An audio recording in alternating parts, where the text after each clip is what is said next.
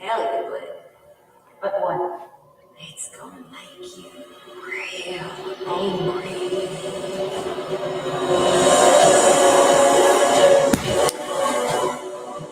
Look forward to Loki, just to leave you with a big cliffhanger like that. Welcome back to Popcorn Poppin' Live. I am your host, Pish Posh, tonight. Getting Instagram prepared. Stand by. Hey,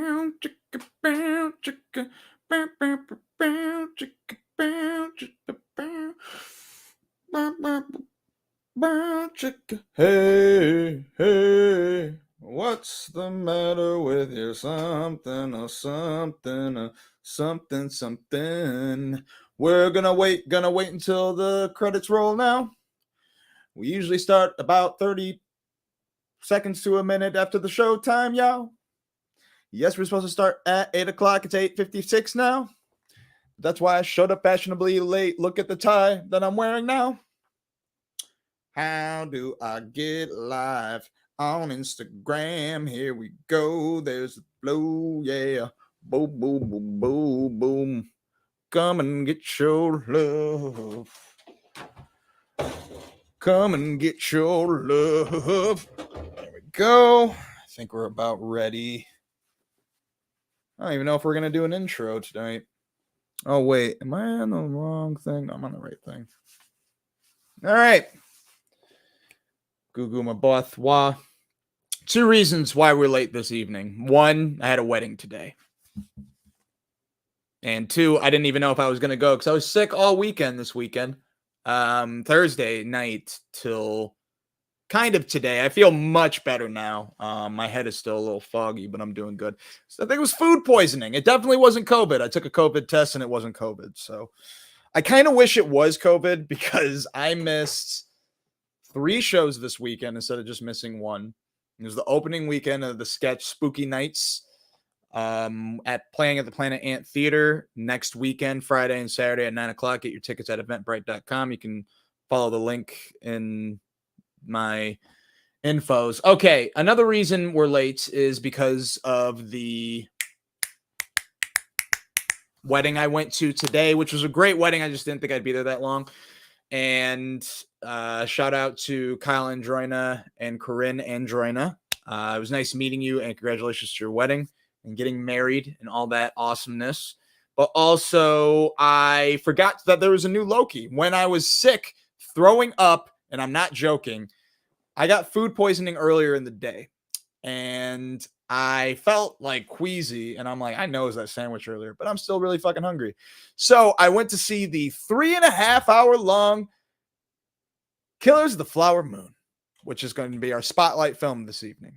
And it's Martin Scorsese. It's a great movie. Spoiler alert, it's popping. But I might have to quit popcorn popping because when I threw up all popcorn. I could taste every kernel, every shell, everything. It tasted disgusting. So I was sick in bed. I was planning on coming back to the Saturdays at 11. So we took the week off before or prior to that. And I was sick again. And I was sick until today. And today I was like, you know what? No, we can do an episode after the wedding. I shouldn't be there that long, right? But, first of all, even though me and Kyle have only talked a few times and he's, when you're going to someone else's wedding, where you're going for that person, you're barely going to see that person because they got like 100 people looking after you. So I thought, I'm only going to see him like once. And I saw him like 3 or 4 times. Like him and his new wife are really cool people. I'm very happy for them. The spot was really dope too. So to review their wedding, I'm going to say poppin' or not, it was poppin'. Only thing they needed was Red Bull because I was drinking a shit ton of coffee, and that's why I'm kind of all shaky. Anyways, I come back home, and I forgot that there was a new Loki this week. So we haven't talked about Loki yet. This is the 3rd episode. So anyways, if you don't know what the show is, and this is your first time watching, well, welcome. Usually things are a little more but we have been on hiatus for the past couple of weeks because, as I explained earlier, I was sick for a few days, and I was busy with this sketch show, which took a lot more time and effort than any of us would have thought. So I appreciate your patience because I know you were aching for more episodes. But if you are new, welcome to Popcorn Poppin' Live, your weekly movie and TV streaming guide. You don't have time to figure out which movie to stream or what show to binge, or whether or not you should go out and see this or that on the big screen. There's too much content in the world and you can't be wasting the time. So let me be the time waster for you by watching all that looks vaguely interesting and advise you on what's popping and what ain't. Tonight, the spotlight films are Killers of the Flower Moon, which you can see in theaters now, Old Dads, Bill Burr's comedy on Netflix, and the Limelight shows are Fall of the House of Usher, which is part of the Flanagan verse that came out last week, and the return of Rick and Morty and Loki. But first, let us get to some Poppin' news. The Bat Clooney fails again. So if you haven't been keeping up, the writer strike is over. They have reached an agreement. However, there is another agreement that needs to be made, and that is the one with the Screen Actors Guild. They're over 100 days into their strike, and the studios and the guild cannot reach a agreement. So some big execs came in, and big A-lister stars like Scarlett Johansson, probably Brad Pitt, and definitely George Clooney. I'm pretty sure he helmed it. Came in and they decided to try to help end it. And the reason I call it Bat Clooney, and the reason I have this great picture of America's favorite Batman, is because who'd have thought this didn't work? And fuck the haters. I love George Clooney's Batman. I wish we got it in a different way and not the Flash way that we got it.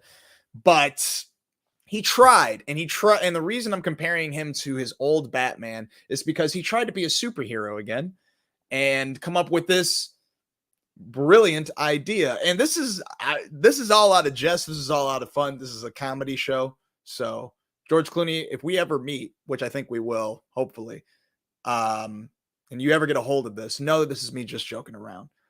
But I got this off of Variety, and it seemed like you didn't do any research before you decided to try these deals.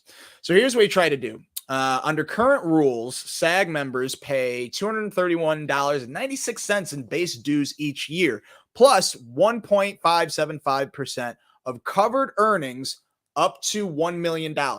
So let's say I am going to be in a movie that's for $500,000.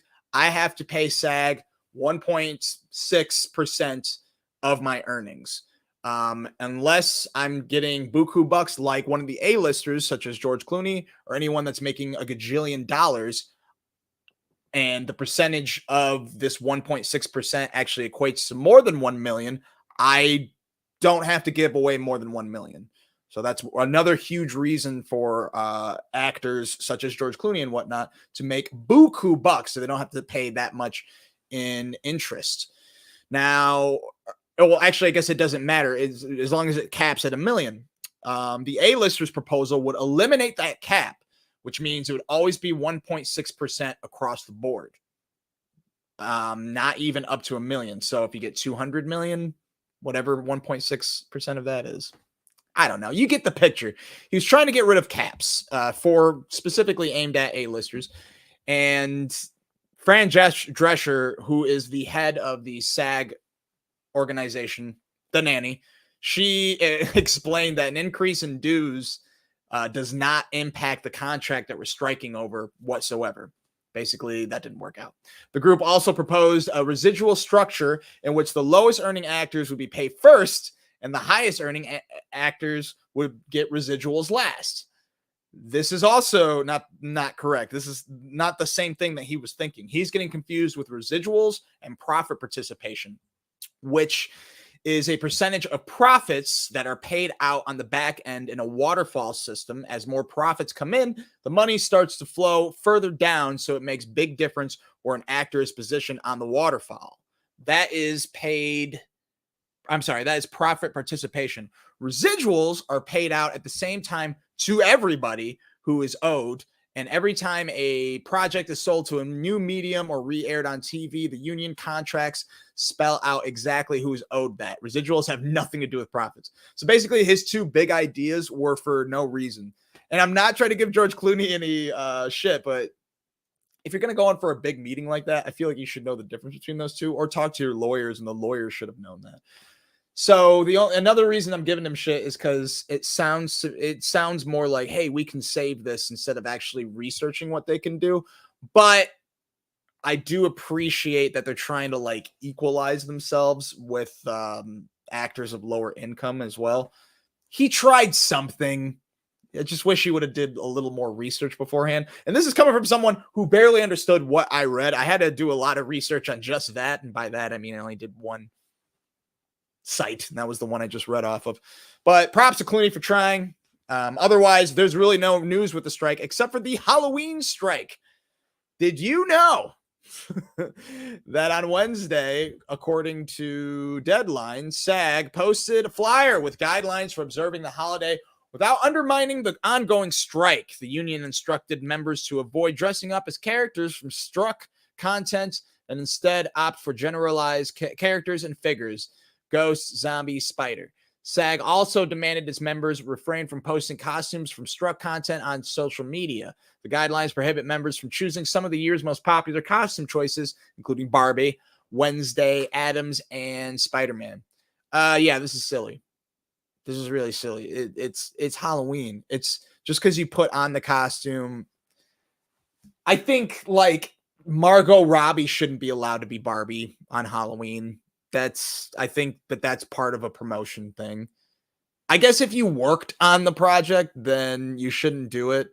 But I guess I get why they're doing it, but it sounds stupid to me. Just, it's Halloween. Let people be people. Let people be not themselves.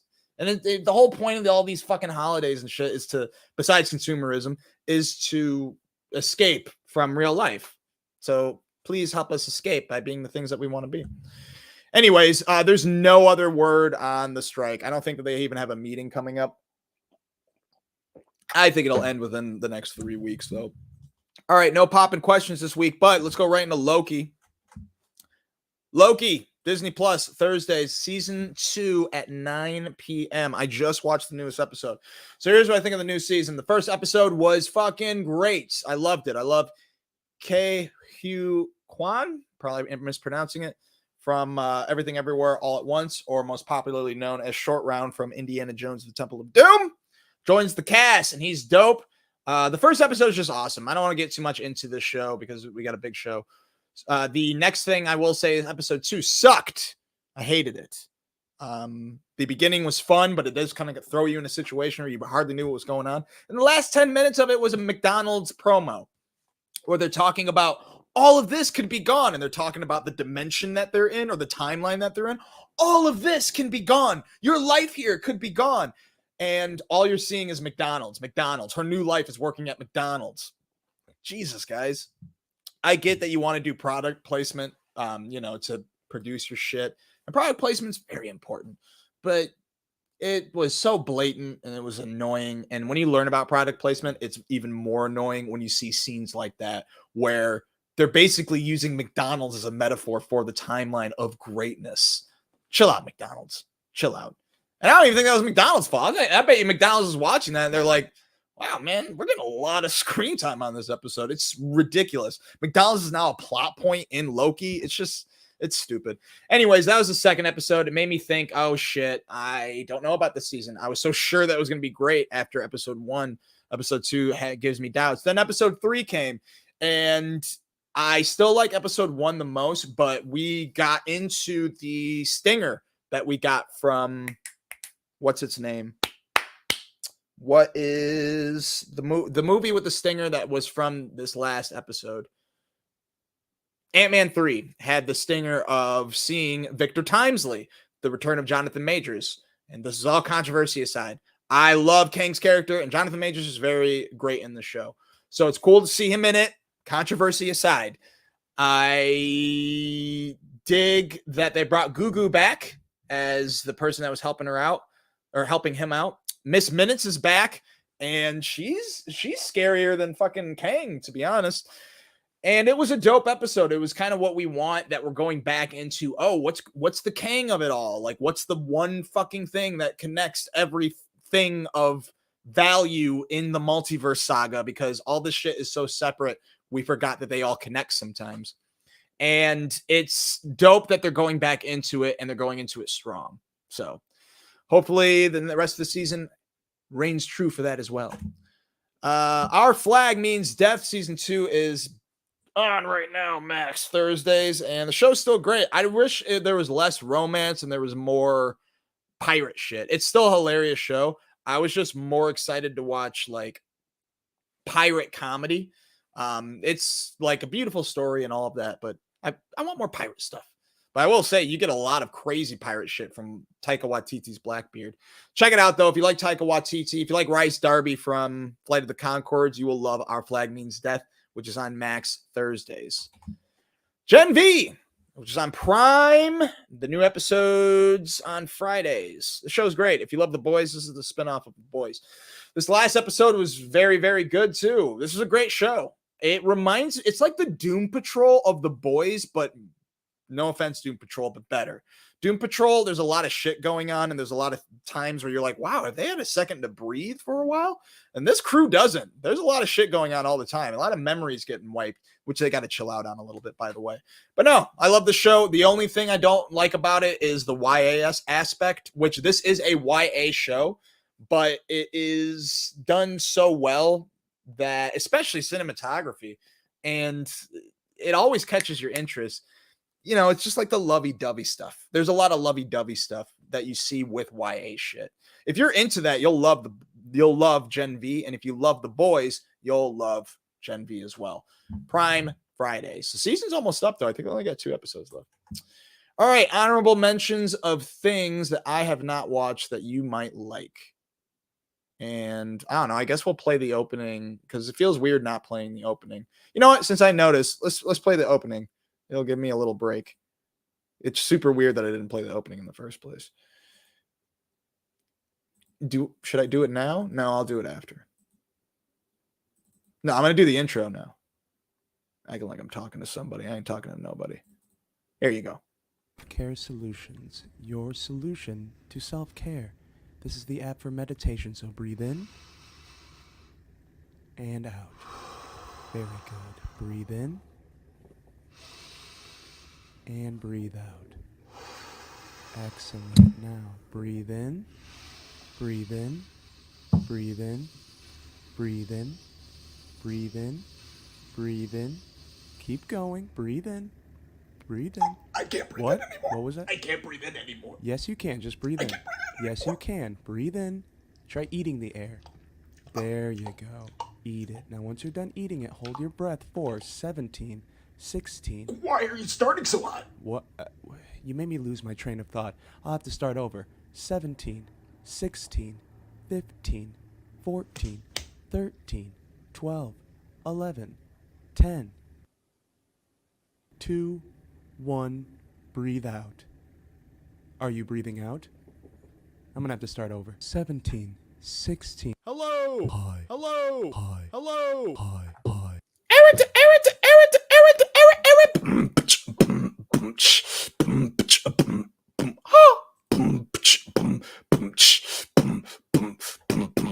And now, I know it's a very late time to play the intro. It just felt wrong. My OCD was kicking in. Welcome back to Popcorn Poppin'. I should have did the intro without the commercial. More commercials are coming at you. Fuck it, I might as well say it now since we did that stupid thing. We're in an interesting break. When it comes to the sketch portions, I'd like to do more of them. And the reason that I haven't done more of them is because I've been really busy. But now since the sketch show is over, I should have time. I'm pretty excited. I hope you are too. But it'll come slowly. So just be aware of that. Don't expect it every time. I'm trying to include everything. I'm still a very busy guy, but sketch shows suck. And sketch shows are very fun, but the time that they take, it doesn't suck. I just wish I was more prepared. You'd think that when you're done writing and when you direct only like 1 or 2 rehearsals, you're like, oh no, there's not much else to do. There's a lot more to do. Thank God we had a great cast because the shit would suck. Don't forget, pick up your tickets at Eventbrite.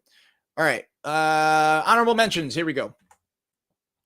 The Burial with Jamie Foxx and Tommy Lee Jones. This list is a list of movies that I haven't seen that you might be interested in, or movies that I've been interested in and didn't have time watching, or decided I don't think I'll like that. The Burial, I will say, is probably Poppin', because Jamie Foxx and Tommy Lee Jones. This looks like a lighter drama, which means that it's a dramedy with, I almost said a dramedy with some comedy, but it's a drama with some comedy.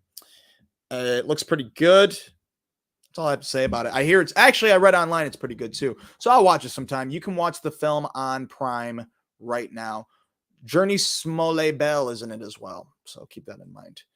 The Mill. I started this and it wasn't bad from what I watched. Just the trailer, I'm like, what? Why Lil Rel? But, I watched like 10 minutes of it and I like what I saw, actually. So maybe it is good. You can be the judge for yourself. It's basically a guy wakes up in the middle in this weird giant room. It's a huge room, but there's concrete walls and the ceilings are like miles high. But I think, or he may be outside with huge bricks. I can't really remember. I can't visualize right now. But there's a giant mill that eventually he's going to have to push. That's all I'll say. He's been kidnapped or something. At least he thinks so. That's on Hulu. Lessons in Chemistry with Brie Larson. I think this is a mini series that's based off of a book, but it's got Brie Larson in it. I'm going to watch this. I just haven't started it yet. I just want to let you know that this is a new series with Brie Larson that is on Apple TV Plus Fridays. I'll start it. I'll probably like it. Doom Patrol, their final season is on Max Thursdays. This show is popping. By the way, I hear Lessons in Chemistry is pretty good, but Doom Patrol is probably popping this last season. It's just after the first season is some of the best television you'll ever watch, in my opinion. And every season after that, I was like, this is all right. I just wish it was the first season. It's so different because they have a different villain and it's a lot less meta. And it's it goes on such weird things that you're like, all right, this seems like more of being weird just the sake of being weird, as opposed to having substance of being weird, the why of it all. Anyways, their new season, if you like DC shit, that's Cyborg right there, and that's Brendan Fraser. That's a robot, and that's not the flying invisible man. That's Matt Bomer, or also Doug Jones. I can't remember. Anyways, Doom Patrol, Max Thursdays. Maybe you'll like it. Frasier. I won't watch this. I loved Frasier growing up, and I saw the trailer for this, and it looks not good in my eyes, but it's the continuation of Frasier, where he moves in with his son. And I guess that is a parallel because his father lived with him. But anyways, you can check this out on Paramount Plus Thursdays. Creepshow, the television series, continues on AMC Plus Fridays. I recommend watching the film. I tried a couple of episodes of the television series, and I didn't dig it too much, but I got to remember that it's like Twilight Zone. Some episodes are going to be better than others, and I should hang on, and I'll find episodes that I enjoy, especially if I love the first movie so much. I never watched the second one, but I have to watch it. I'm going to watch one of them tonight, maybe. I've been watching a lot of, what's the word? If you've never seen Creepshow, it's like Twilight Zone in a way, or Tales from the Crypt is probably the closest one that you can compare it to. And this Halloween, I feel like the biggest theme that I've gone for with movies that I have seen or haven't seen, or that's new that I've been interested in and it's because, if you haven't been to a sketch shows like SNL, it's a bunch of basically vignettes, a bunch of short stories. And that's for comedy wise. Twilight Zone, vignette, more of like anthology. Each episode is its own thing. VHS, which I've watched all of them except for Viral. I still haven't watched that, but I hear it's terrible. That's why I've been putting off on it. VHSs are great though. Some are better than others. There's probably more not great ones as there are good ones, but the good ones are really fucking awesome. And you can get a lot of different points of view in story and creativity and whatnot with these shorter versions of films, these short films within one giant film. And I like it when they can help become one universe. Another example of one universe wise is Southbound, which I don't have a picture of right now. And this relates to Creepshow. You'll see Because Creepshow is also short stories. But Southbound is one film where a lot of the people that worked on VHS got together. It's horror themed. You can watch Southbound on AMC Plus, but it all takes place in one town, but it's different stories, but the characters still connect. And there is one in particular story that's really fucking good. That's worth watching, Southbound on AMC Plus. And there's one or two more that are great, but the rest are like, I don't know. In any case, I love shorter stories taking place in one giant universe. Think MCU or Kevin Smith's View Askew universe, where the biggest constant is their Jay and Silent Bob. MCU, not a great example right now, but you get the picture. Creepshow, I don't know if they do the same universe thing in the television show, but that's one reason I want to watch the television show. But I want to rewatch the movies first, and then I'll watch the television show. You can watch it on AMC Plus right now. I think you have to rent the Creepshows, though. I used to own it, but I don't anymore. Goosebumps is a television series. It's on Disney Plus. Maybe it's good. I haven't looked up anything. Do I think it's be poppin'? I should have played music, so I wasn't gonna ramble. Whatever. This is our return back. Every time I take a break, we get baby steps back to par. And tonight's not a par episode, but that's okay. No one will watch. Goosebumps is on Disney Plus. It's decently rated. You know, it's aimed for kids. It's Disney Plus, probably Fridays. I don't know, but it's on there. I hope it's good. I should check it out. Wolf Like Me. I didn't watch any of this, but this is on Peacock. The second season's on there too. And hey, if a show gets more than one season, it's probably okay, especially if it sounds interesting. Basically, Josh Gad goes out with Isla Fisher. What's the catch? Isla Fisher's a wolf.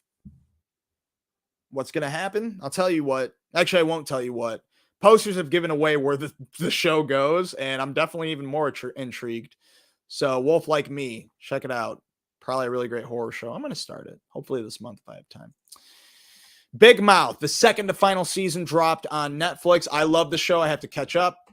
Upload is a television series on Prime. Their new season, probably their whole thing dropped. I'm not sure. It's a funky show. I don't want to get into it right now. We'll talk about it some other time, especially if I assimilate into it. But those are the honorable mentions. Let's talk about what's coming out or what has come out. We haven't talked about the main things. Killers of the Flower Moon. So look, guys. Martin Scorsese's back. He's old. He's white. But damn it if he can't tell a good story still. And one thing that really surprised me was, and I heard like we're just telling a story about some old white guys. Still telling the story about white guys, but from their perspective of how they're terrible.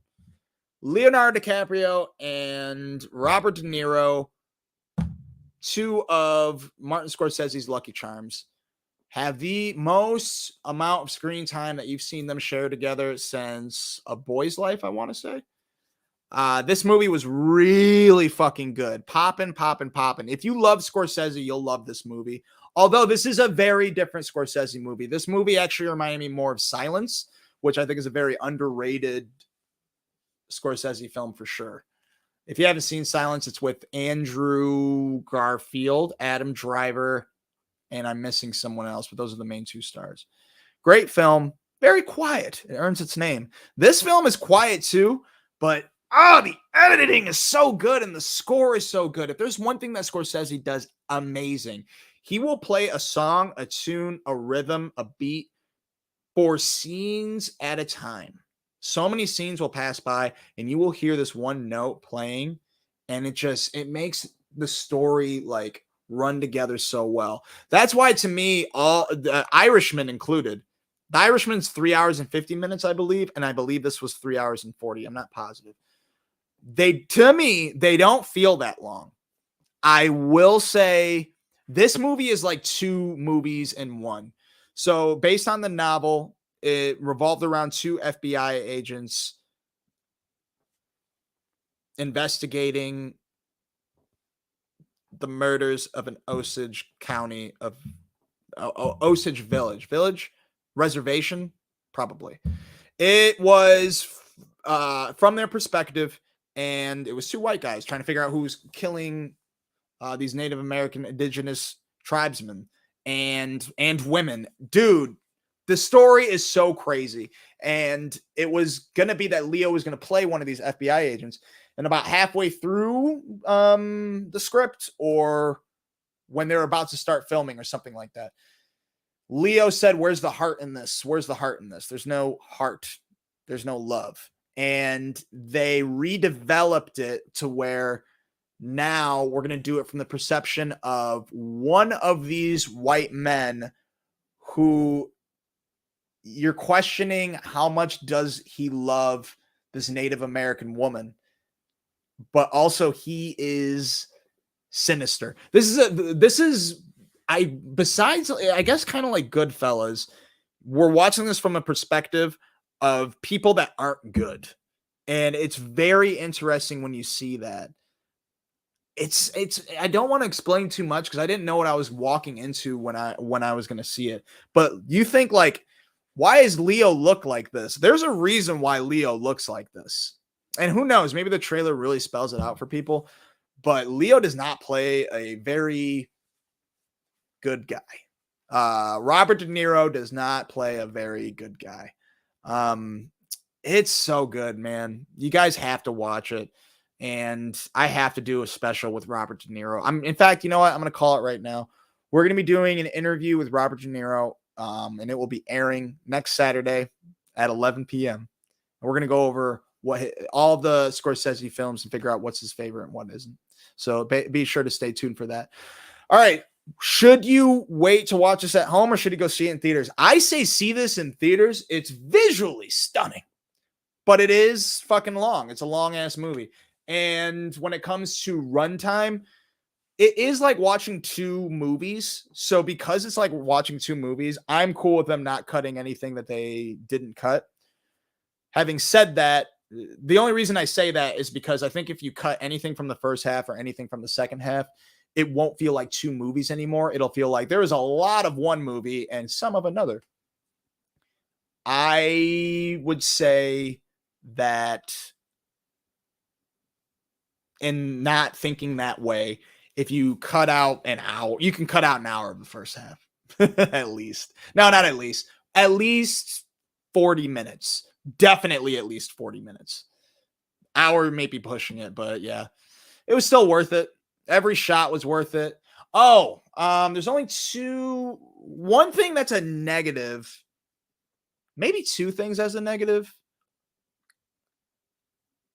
No, there's not that many negatives. One thing that's a negative that doesn't really count. It's my personal preference, I guess. And it does make sense for two reasons. One, I wasn't present for.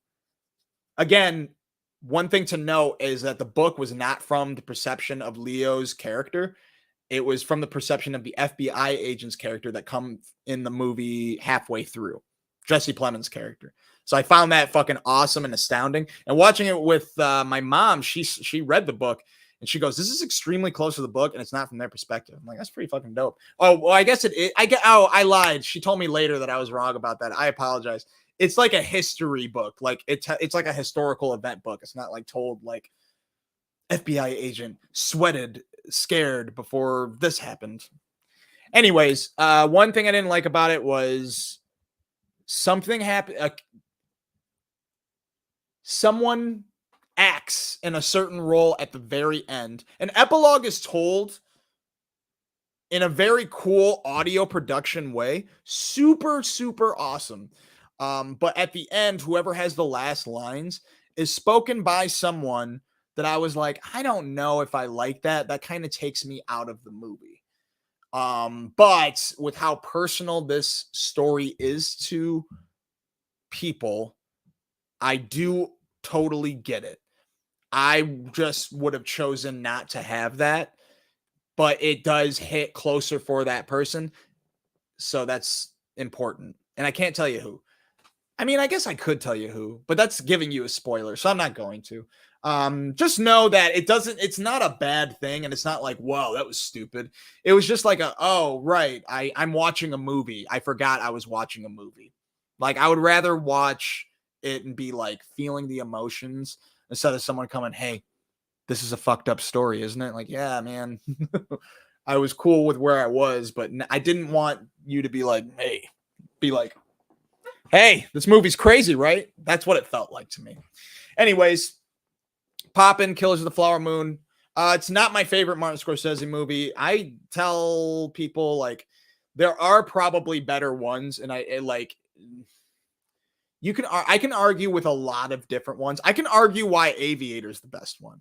I won't, because that's not my personal opinion. Although I've probably watched The Aviator maybe the most times out of all of them, besides the Goodfellas. But my favorite is The Departed. I don't know why. Well, I mean, I could tell you a few reasons why, but I can't tell you like comparing all the other ones. After Hours used to be, but ever since The Departed, like it's solidified and it stayed. Okay, even fucking Shutter Island was one at one point, which after watching recently, I was like, no, not that it's bad, but it's just like, dude, come on. He did no. All right, what's next? Old Dads on Netflix right now. Bill Burr's comedy.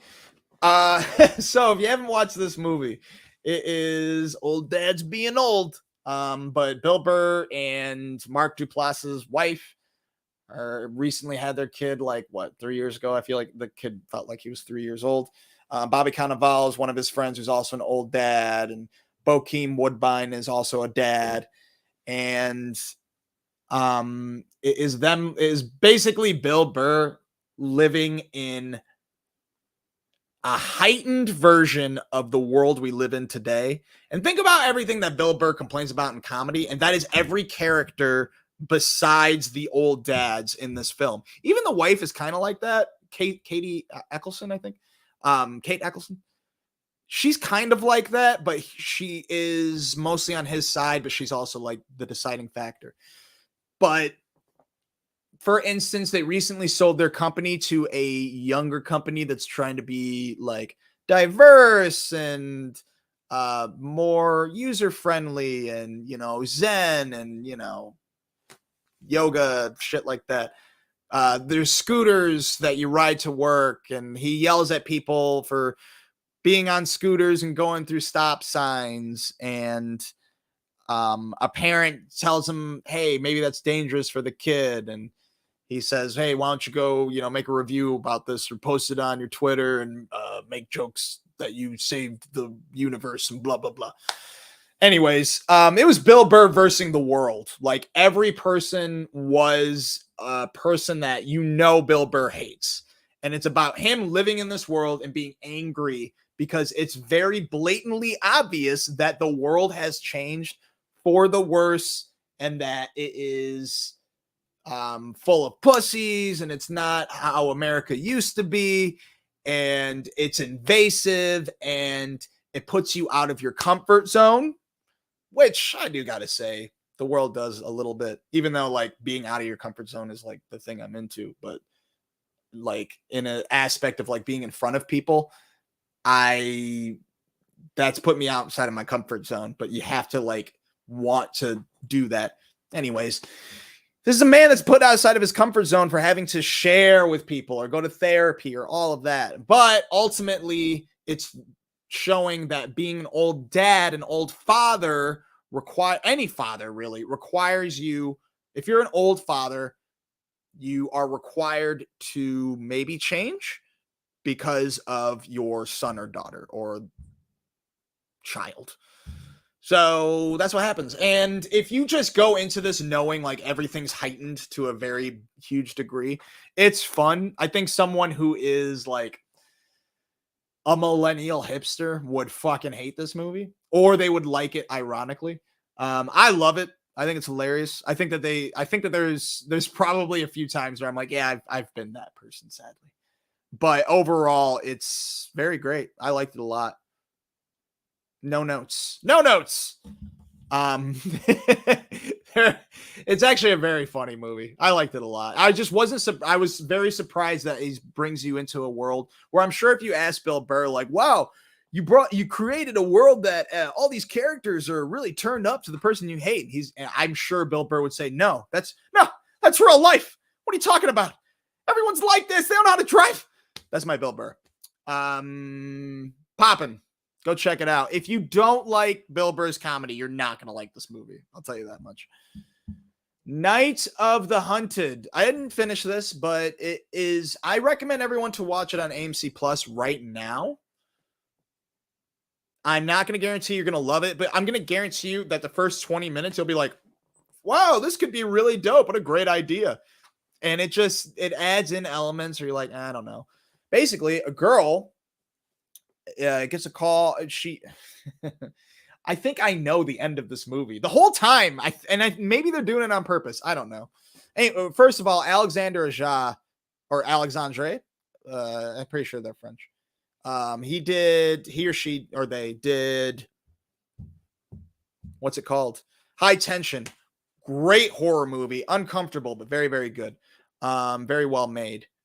Although the internet says otherwise. I like the movie. I think it's a great horror movie. It's a disturbing film. He produced this film, and the girl is on her way to the airport to fly back home from a convention where she just cheated on her boyfriend. And while the boyfriend is outside pumping gas, or I'm sorry, while the colleague, the mistress, the male mistress, what's the equivalent of mistress? What's the male mistress? What is the male mistress? Fuck it. No one's watching. We're 41 minutes in. I'm usually an hour. We're wrapping things up. Male mistress. I've been this person. Sorry, I'm not this person anymore. I don't do that anymore, but I've been the mistress. Lover. Paramour. Paramore? Like the band? It's the opposite of mistress. If he is not married, then we can say he was caught with his girlfriend. Married female. Paramour. Search Paramour. Paramour. Paramour, a lover, especially the illicit partner of a married person. So what the fuck is paramour with an E? This is very important to the podcast.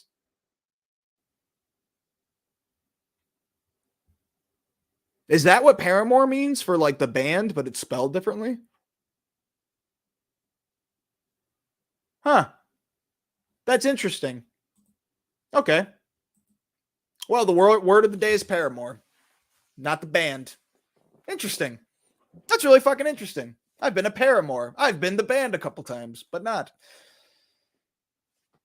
They go to a gas station. There's a sniper taking out people, and she's stuck in the gas station the whole time, and she's trying to get out. There. That's what the movie's about. It's really good. The first 20 minutes.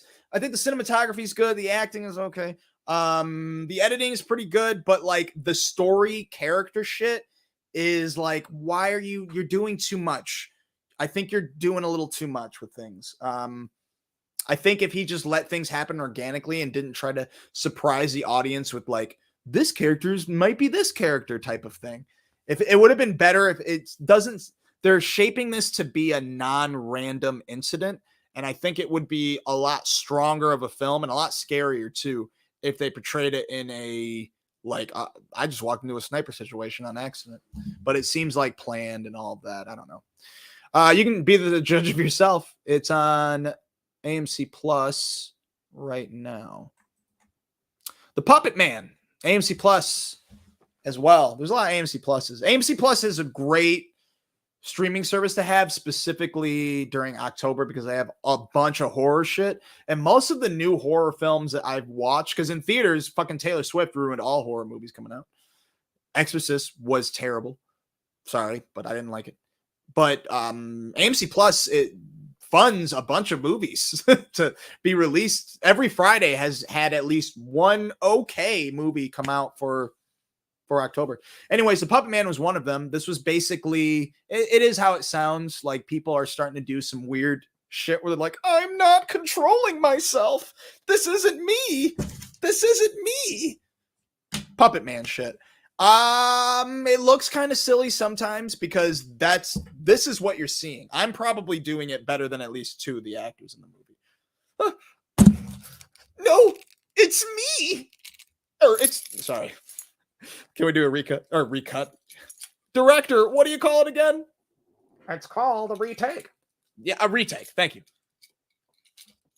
Action. It's not me. It's not me.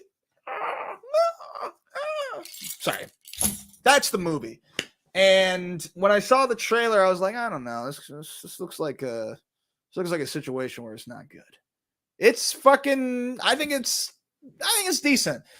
I watch a lot of horror. I watch a lot of films. Horror is my favorites because it's so difficult to do.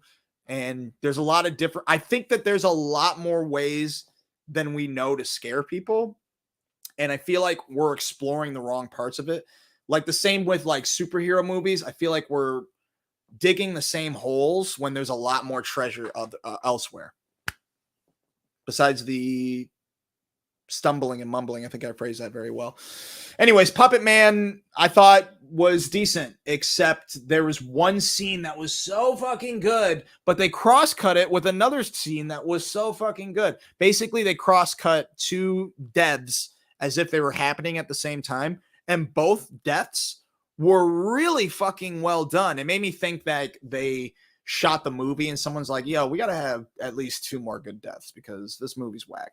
And they added them in and they decided to have it in one scene so that it didn't fuck up pacing with the rest of the film. That way they didn't have to edit too much more.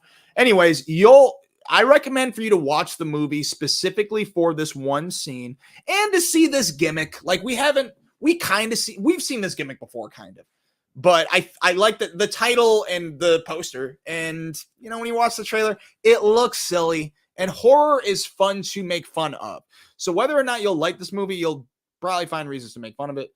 But there is one scene where I thought one death was more silly than funny. But the other death was fucked up. And it looked gruesome. PuppenMan, AMC Plus. Overall, Poppin. I just think that most of you aren't going to like it, but that's not a bad thing when it comes to horror. Next up are the Limelight shows. Fall of the House of Usher. Oh, man. I've been talking so much. I could talk about this so much, too, but I'm not going to.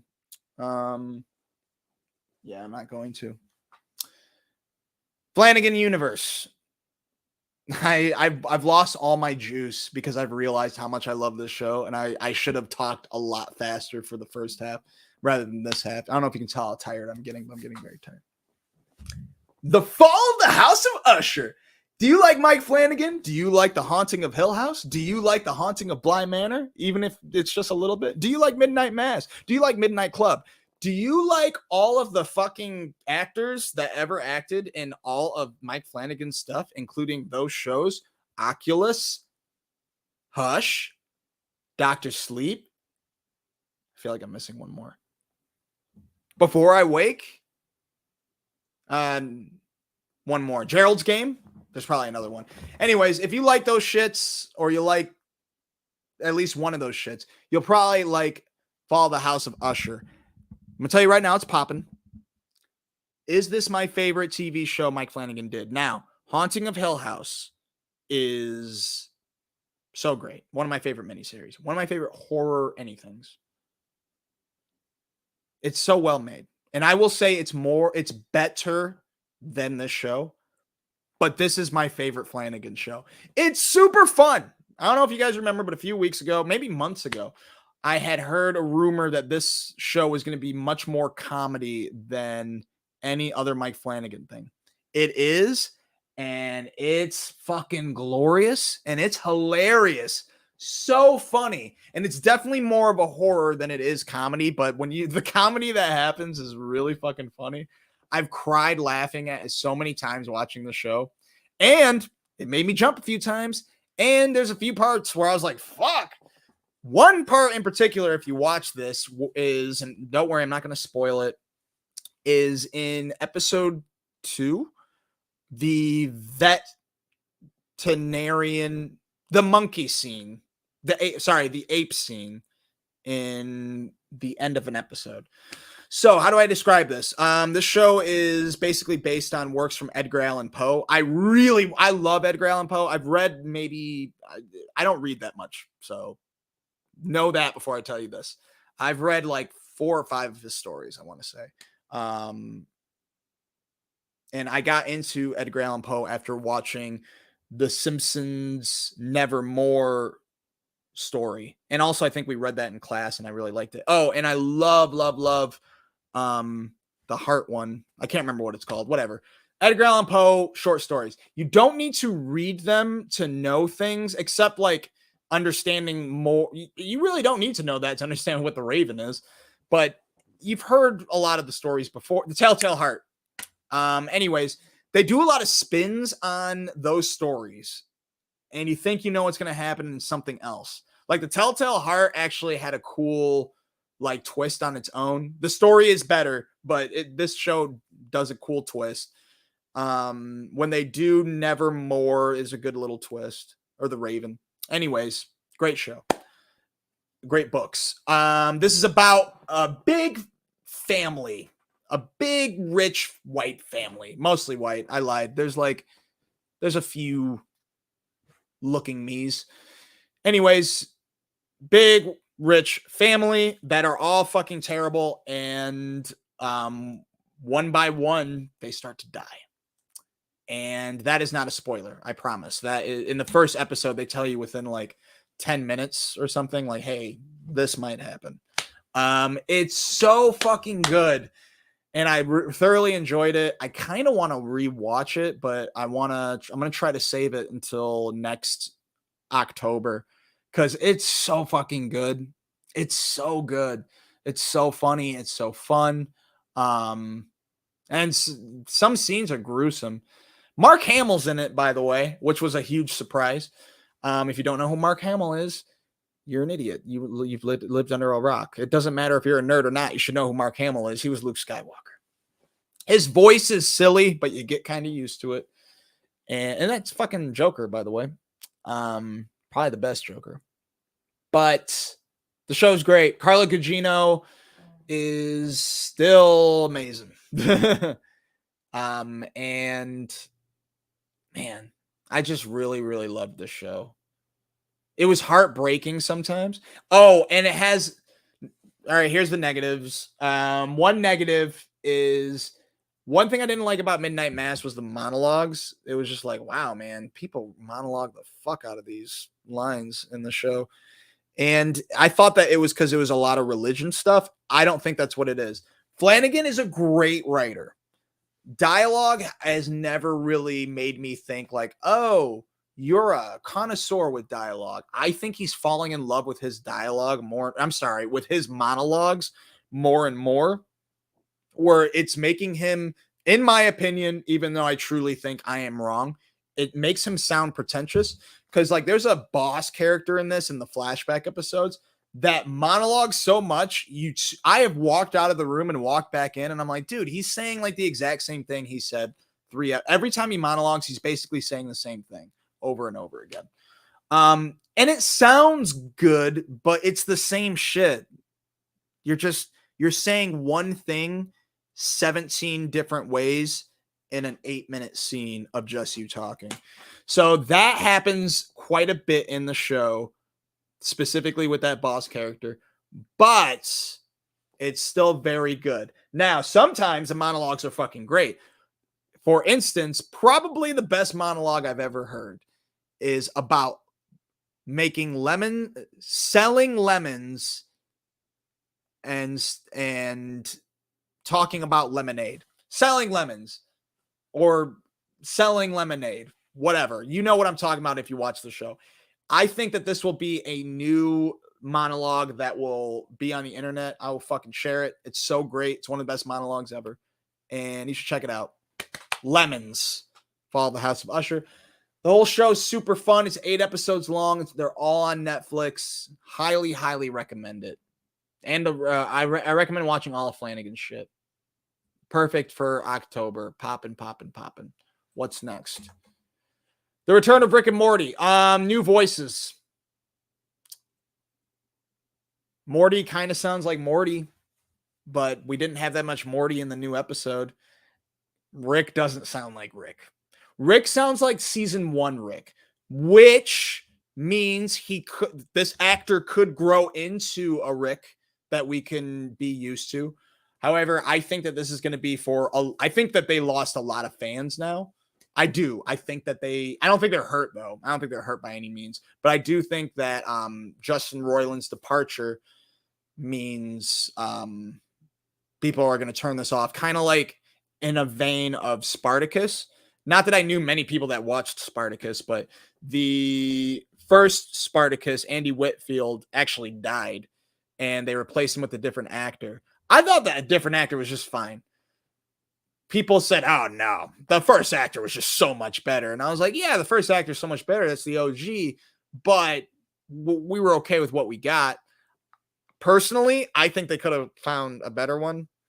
Just saying. I can't do the voice. So this is from a perspective of someone like, oh, you think it's so easy to criticize? You do it. Just giving my opinion. This guy doesn't sound like Rick. I feel like I've met people that sound more like Rick.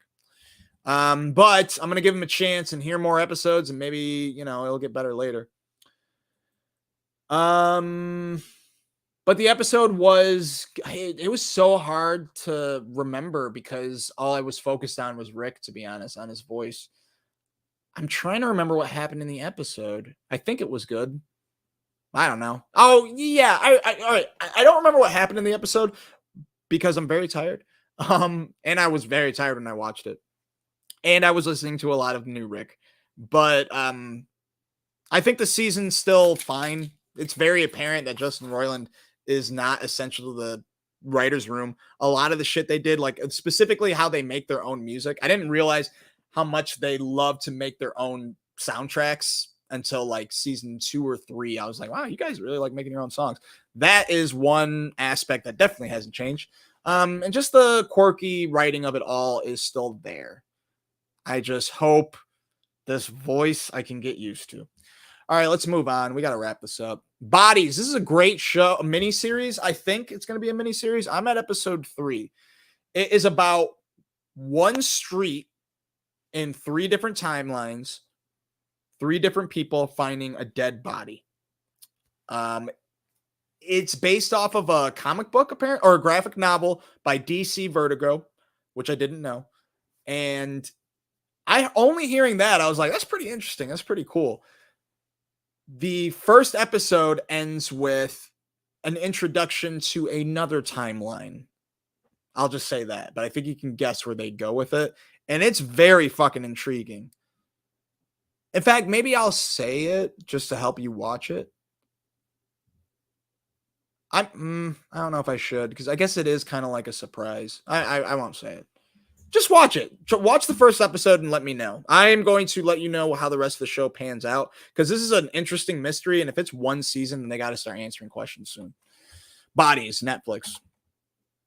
All right, we're into the coming attractions. The coming attractions coming out next week. Five Nights at Freddy's. This will be the spotlight film, maybe. I doubt it, though. I don't fucking care about this. Josh Hutcherson stars in, I got this from the internet, a troubled security guard begins working at Freddy Fazbear's Pizzeria. While spending his first night on the job, he realizes the late shift at Freddy's won't be so easy to make it through. That's it. All right. Well, I tried watching some gameplay of this, and this is a very popular game, and I don't see why. Nothing looked fun about it. I watched some of the trailer, and it looks not good either. I will say what's his name? Matthew Lillard is in the movie. So I will check it out out of curiosity. Because again, not new, not enough big budget horror has come out this month. Besides what I've had on AMC Plus, which is fun. But maybe this will change my mind. And I think a lot of people are excited for this. I don't think it's going to be very good. I'm going to guess past Tony, which is your present, depending on when you're watching this. I forecast this movie to not pop. But we can find out in theaters or on Peacock on Friday. Paying Hustlers in theaters Friday, and it'll be on Netflix the following week. After losing her job, a woman who's struggling to raise her daughter takes a job out of desperation. Now, before I continue with what I'm reading, the only reason I'm reading this is because I didn't watch the trailer. I'm personally not too excited for this movie, but I am excited I'm excited to watch it, but I'm not too excited for it because it looks like this movie has come out a couple of times in the past couple of years, maybe in the past year. But I do love Chris Evans and Emily Blunt, specifically Emily Blunt. I love you, Captain America, but something you came out with recently, I was like, yeah, that was all right. No, I lied. I love you, Chris Evans. You're dope. But I guess I just really love Emily Blunt, and I have to compare things. Anyways, tell me what you think this movie's about if you don't know anything about it. Something about a pharmaceutical company? Yeah, you're right. She begins work at a failing pharmaceutical startup, but she doesn't anticipate is the dangerous racketeering scheme she suddenly entered. So it seems very similar to what's that Rosario Dawson Hulu show? Dope Sick. It seems very Dope Sicky. And they came out with another movie that came out. Oh, that was just the same thing recently. So there's all right. What else? We're wrapping it up soon. Maybe not. I don't know. Not that. Suitable Death. Select theaters via. Oh, will this pop or not?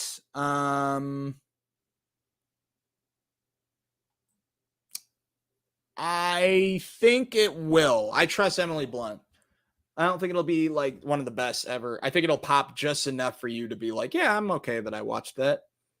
Hopefully I'm wrong and it's even better. Suitable Death. Heather Graham movie. I don't know if this will pop, but I'm interested in it. And again, this is a horror movie, and this looks like a fun horror movie. So I think whether or not we enjoy it, whether or not it's going to be good, I think either way we will enjoy it.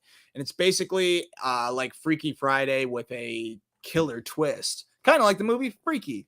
Whatever. I love Heather Graham, and checking out this trailer, it looks fun. And the idea is fun as well. I guess I'd rather not tell you.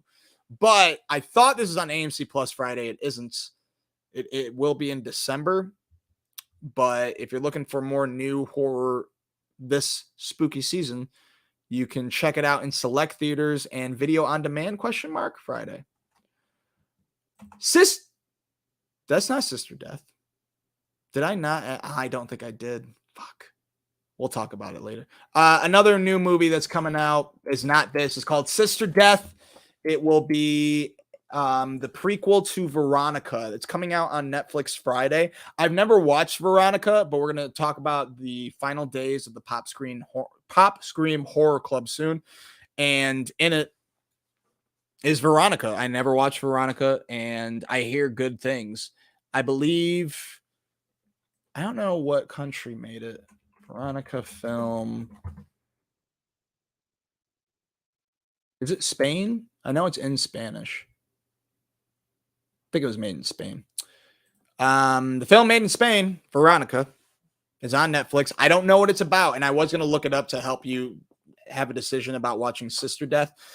But I'm believing that it is religious horror, which I have said specifically especially with The New Exorcist, that there is probably only one film, at least I can think of at the moment, that I love that was religious horror, and it was The Exorcist. Every other religious horror film, not that much. I love demons, but I don't like the priest versing demon thing.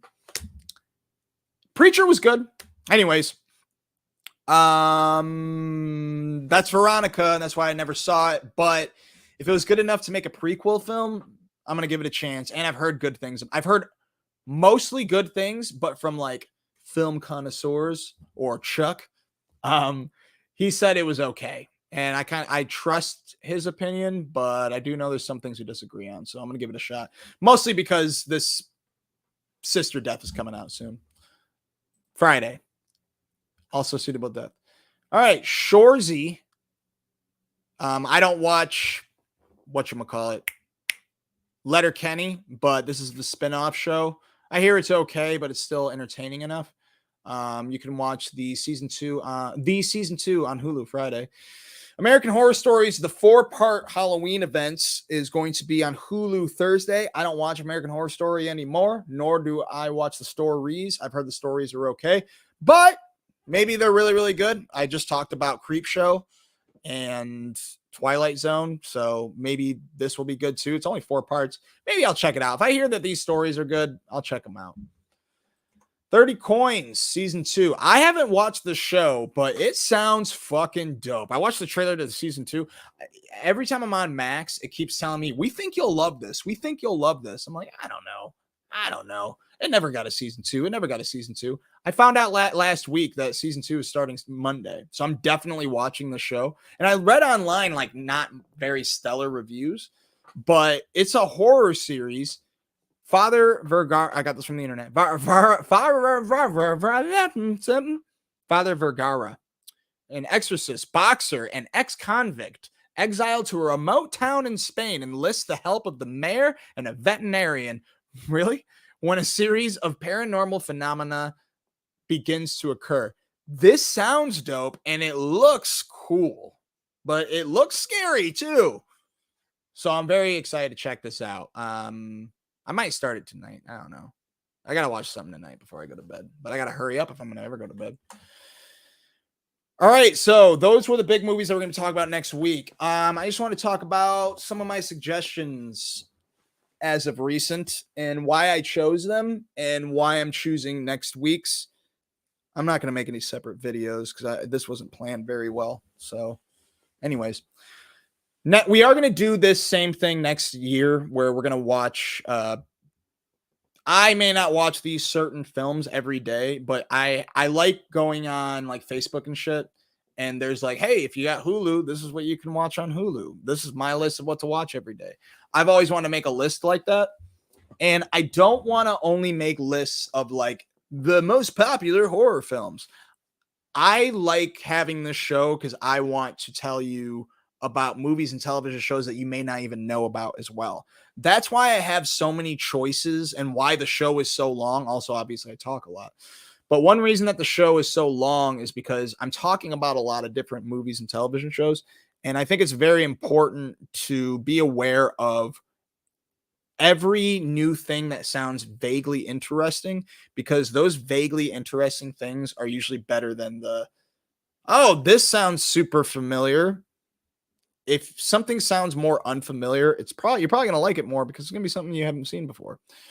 So I do have a mixture of, big movies that of Texas Chainsaw IC and Dracula, but I'm trying to incorporate more movies that you may not have seen and the movies that I haven't seen either. That way we can experience them together. We can talk about them each week. We will do this again in December. Maybe. Nah, maybe not. Let's keep the horror to October. Anyways, Pop Scream Popcorn Club, 3rd week of horror. Last week, you should have watched You're Next. I love this movie. It's a great slasher film that you can watch on Max. Texas Chainsaw Massacre, the OG. What more is there to say? It's Leatherface, and it's a fucking scary movie. I will say so. I think it still holds up. Babadook, great new heightened horror. I like it, although I watched it with a few people. I've watched, and they haven't liked it. I think it's great. I think if you like new film, you'll love Babadook, but I don't know. You should have watched it last week. The Brood, I regret putting on the list. My apologies. That was my, hey, let's sprinkle in some movies I haven't seen yet. And I had seen this before too. And I love David Cronenberg, but I wasn't that big of a fan of that film. The Voices is a great Ryan Reynolds film that is a comedy horror. Very underrated film, actually. It's one of my favorite horror films, maybe. Yeah, I'd say it's one of my favorite. It's definitely one of my favorite horror comedies for sure. It's kind of like deranged and it's dark. It's really cool, but it's funny. The Voices with Ryan Reynolds. Bram Stoker's Dracula, the best vampire movie ever. It's so postmodern. Francis Ford Coppola, Keanu Reeves, Gary Oldman, Anthony Hopkins. Wreck, the original Quarantine, one of my favorite found footage movies, one of my favorite zombie films. So hopefully you watch those. Next week is certain films. And I want to explain why each of these films are being chosen. I should have been doing this last time. So The Ritual on Netflix. Maybe I should start doing it like this. I don't know. You guys get to watch me think about this. Maybe I should change it to because we got to make this faster. An hour 9 is just way too much time. But I've been off for 2 weeks, so I think I'm allowed to take this much time. Plus, no one watches this, and you're doing this for yourself, not for others. I don't know. Let's get through this and see how I feel. All right, The Ritual. This is a great. I love this movie. Not very high rated. I haven't seen it. It's on some lists of like, hey, some hidden gems. I love this movie. This director has done, I feel like, some shorts on VHS. And I think he did the new Hellraiser, which I wasn't the hugest fan of, but I always tell myself I got to rewatch it because maybe I wasn't paying that much attention. But this movie is about a camping trip of friends that go out into the woods and they get lost. It's wild. I loved it. It's very satisfying ending. I want to say what kind of movie it is, but we'll call it a Lost in the Woods horror. Very, very great movie to watch on Halloween. I think it's really good. Really good. Speak No Evil has been on my list. I believe it's foreign, but I haven't watched it. The reason I always warn people about it being foreign is that people don't like watching anything in a different language besides English. They don't like to read, or they don't like dubbing. But another movie that I watched on Netflix, and I just realized I forgot to add it to the list. It's called The Conference. It's on Netflix. Watch it with English dub. The English dub makes it way funnier, purposely too. It's a horror comedy, and it's decent. It's a lot of fun. Check it out, The Conference. Anyways, Speak No Evil. I can't tell you what it's about because I don't know. I just know it's been on my list for a while, and I wanted to watch it this year. So watch it with me on AMC Plus. Tuesday. Wednesday, The Ring, Paramount Plus. The Ring. I want to watch Ringu. I don't know if I've ever watched it. I know I watched the original Grudge, and I wasn't that big of a fan. The Ring is in my life, and I'm not saying because I think the movie that scared me the most growing up was The Ring. The Ring was the scariest movie I ever watched. I thought it was scary as fuck. I was scared. I thought because I watched the movie, I was going to die in 7 days. So it scared the shit out of me. Anyways, that's The Ring. God, dude, I loved that movie. I still love the movie, but obviously it's not that scary. Paramount Plus. Eyes of My Mother, Prime. This movie made me decide like why I wanted to talk to you guys, because I wanted to explain what kind of, like, next year when we do horror, we're going to do like Zombie Tuesdays, where each Tuesday is a zombie movie, and, you know, disturbing Saturdays, maybe. I don't know. And I know it's not on a Saturday, but Eyes of My Mother, it's on Prime. I'm not even gonna tell you what any of these are about. This movie is very disturbing, but is a very well-made film. It's not one of the most disturbing movies I've ever watched, but it's going to be up there. It was surprising, and it was good. It is a slow burn. It has a twist ending. It doesn't leave you feeling good, but it's a very well-made movie. Veronica, I am watching the 26th. We talked about that a lot. The reason I'm watching it on the 26th is because the prequel film is coming out on the 27th, Sister Death, which we talked about. 28th, one of my favorite slashers of all time, especially growing up. Scream has always been the OG, but I Know What You Did Last Summer is on Peacock. I'm very excited to rewatch that. I'm actually going to follow with this list this time. Scream on the 29th on Max. Why are we watching back-to-back movies that came out around the same time, you may ask?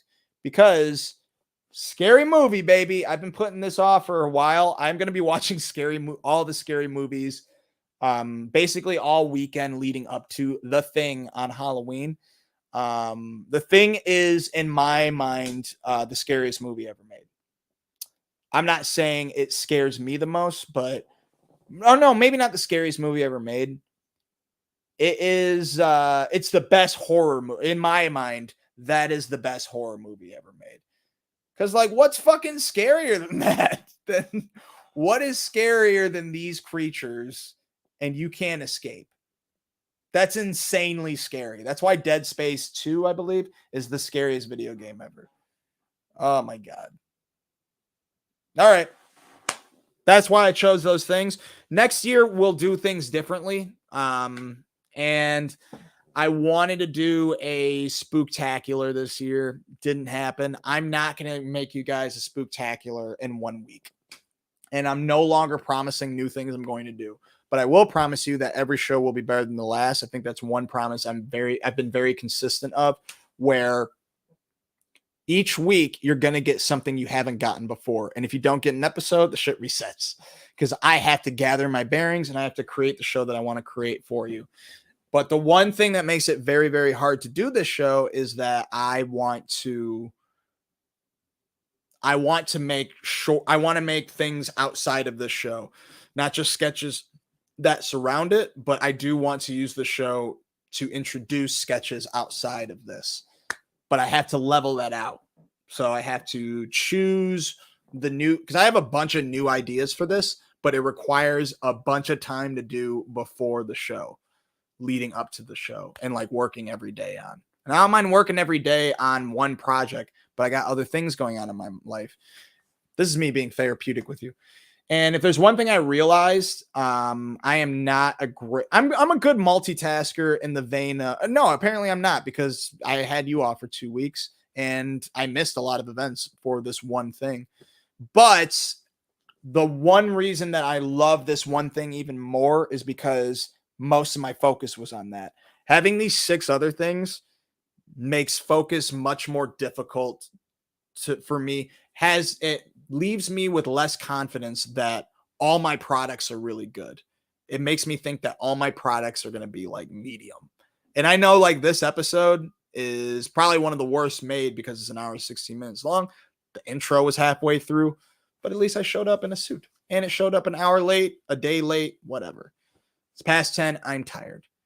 But if there's one thing I do got to say, it is that I think that is the same thing that's possible with making this show and doing the things I want to do. I want to make more than just sketches and shit revolving around this show, which means even though I want to change things about the show, I have to say to you and to myself that even though I'm adding things, I should add one thing to this. Let's make an agreement right now. I will add one thing to this and also something outside of Popcorn Poppin' each week until I reach a certain number, to which everything plays out right and I am contributing my time great for this show and great for outside of this show. And hopefully have a way to use the show to kick those off. If any of that makes sense, this will all make sense in the future. I'm trying to create a universe here, and I think now is the best time as any because I just did a fucking sketch show. I'm going to take off my tie. I'm going to wash my face. I'm going to brush my teeth, and I'm going to go to sleep. I'll see you at the movies. Good